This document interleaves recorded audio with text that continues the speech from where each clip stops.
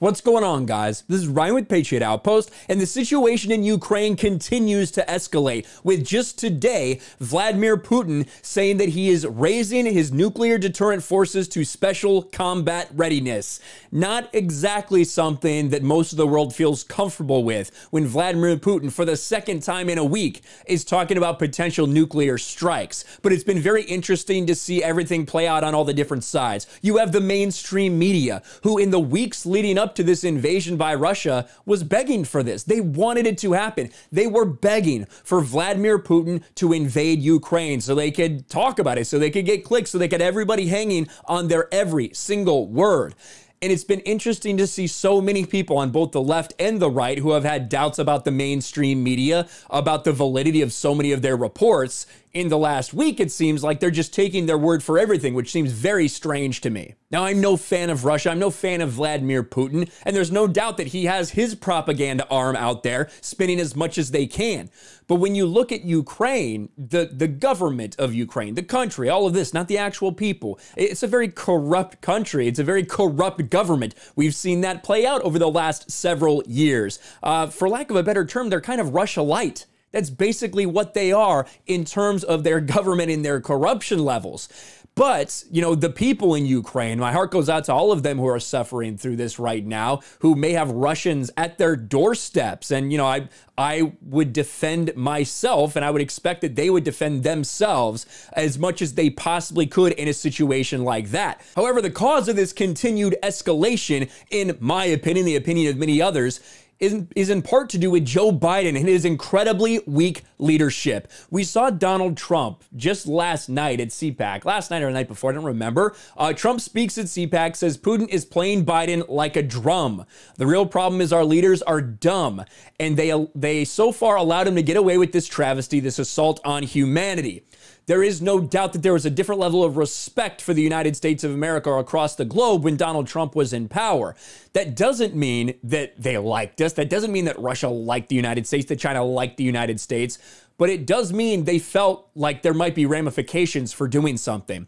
But ever since the disaster in Afghanistan, the entire world saw how weak Joe Biden in this administration's leadership truly is, and they started pushing the envelope. We saw North Korea immediately start potentially doing more reactor testing. We've seen China, several incursions potentially into Taiwan. Now we see Russia and what they're doing in Ukraine. This has a lot to do with the man who's president of the United States right now. And if you can't see that, I don't really know what to tell you. I wanted to focus on this nuclear threat, this, again, another nuclear threat from Vladimir Putin. I wanted to read a little bit into this.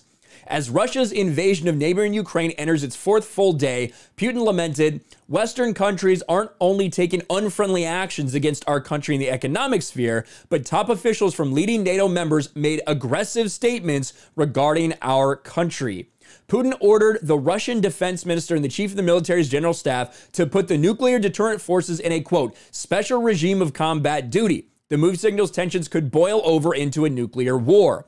He is right now threatening a nuclear escalation. This is a veiled threat, or maybe such a veiled threat, he just made with his chief of general staff and minister of defense. He is escalating the conflict in the nuclear domain in order to de-escalate, that is, topple Kyiv's regime quickly.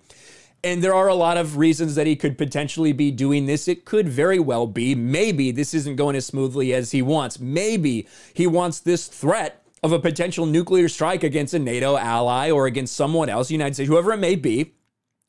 He wants this threat to make everybody else back off a little bit, to stop giving so much support to Ukraine so it will be easier for him to inevitably take Kiev. Or maybe he truly is serious. Maybe he truly is like at that point in his life, you know, in his time as president. I don't think the guy's insane. I think he's a sociopath, but I don't think he's insane. So I don't think that he actually intends to use them. However, we are where we're at because people like Joe Biden says, oh, I'm going to stand up to this bully. I'm going to stand up to you, until he crossed the line and he didn't stand up to him. Putin knew that he could push Biden around. And that's exactly what's happening right now.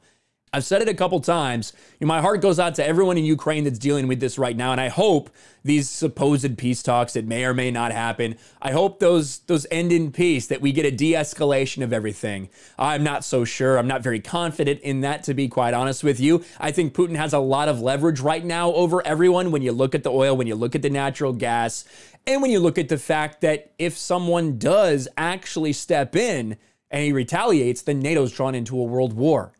I did not think this is where we would be only a year into the Biden presidency, but that's what's happened. That is what Joe Biden has done to this country and to this world. We are now potentially on the doorstep of something like that. And I know there's a lot of people who want this to happen on both the right and the left. They want war. They want war so badly. We will see what happens going forward with the next few days. I'll try to cover this more. Of course, the whole world catches on fire when I'm traveling, when I'm out of town. So I'll try to do more videos on this as they do come out. I'll say this, be very wary of fake news. There are so many people out there spreading fake stories and fake news, whether it's of heroism or villainy or whatever it may be. So many people out there are spreading falsehood. I see it being retweeted constantly. Pictures that happened in 2014 or 2016, pictures that happened from 2021 that are being shared. There's a lot of fake shit out there. So I know it's hard to determine fact from fiction, but the best answer is just to kind of wait on it instead of assuming that everything you see coming out of there right now is actual fact. Let me know your thoughts in the comments below. Smash a like button, subscribe to the channel, ring the bell for notifications, share this video out there, and I'll talk to you later. Thanks for watching, everyone, and a huge shout out to my patrons. I appreciate you guys so much. Want to follow me on Twitter or Instagram? Check out the description below. You'll find links to my P.O. box and my Patreon as well. And I'll talk to you guys later.